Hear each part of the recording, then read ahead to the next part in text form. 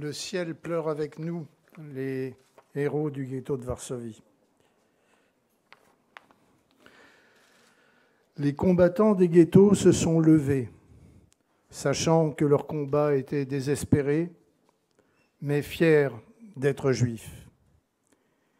Ils ont surgi de la nuit, du fond du puits, pour nous montrer à nous, leurs enfants, qu'il y a toujours de l'espoir quand on a le courage de dire non. Ils étaient les annonciateurs de la création de l'État d'Israël si longtemps espéré. C'est l'exemple de leur courage qui a guidé les pas des fondateurs de l'État d'Israël. Ce que ces hommes, ces femmes, ces enfants ont subi dans ces ghettos était inhumain. Le ghetto, c'était d'abord la faim, cette faim permanente, cette faim lancinante, ce désir constant de manger n'importe quoi, cette faim qui réduit puis détruit l'esprit et qui fait de vous un animal. Le ghetto, c'était aussi la maladie, les épidémies. Le ghetto, c'était l'indifférence des autres, l'isolement, le silence du monde, l'enfermement. C'était une immense prison. C'était la souffrance morale d'être abaissé, avili. C'était la perte progressive, inéluctable, de l'espoir et des raisons de vivre. La souffrance physique, la faim, c'est momentané. Mais le sentiment d'avoir été dégradé, déshonoré, abaissé, ça, c'est une souffrance morale qui ne s'efface pas et qui rend particulièrement intolérable les discours négationnistes.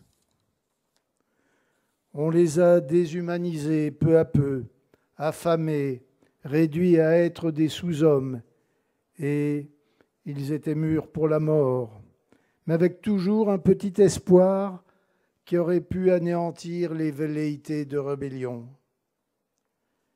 Et parmi ces combattants, tous ces enfants à qui on a volé leur jeunesse, morts sans bar mitzvah, morts sans que leurs parents puissent les emmener à la choupa, sans qu'ils puissent jamais fonder un poyer et avoir à leur tour des enfants.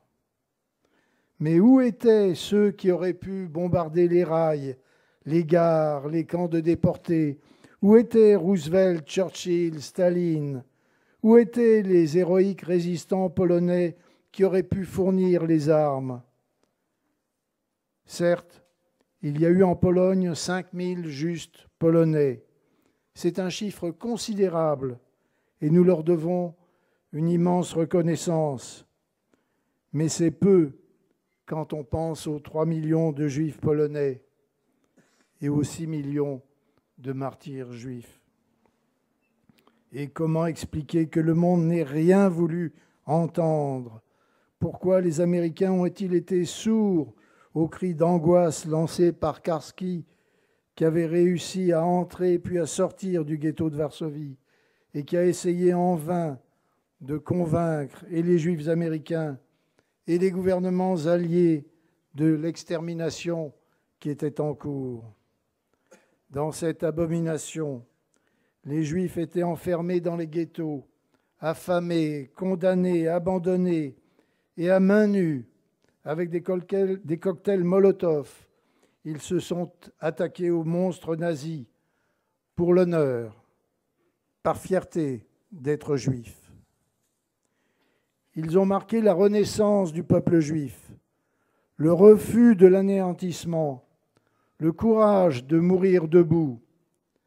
Ces 600 combattants du ghetto de Varsovie ont été les premiers dans cette horrible guerre mondiale à organiser une révolte armée contre l'oppresseur.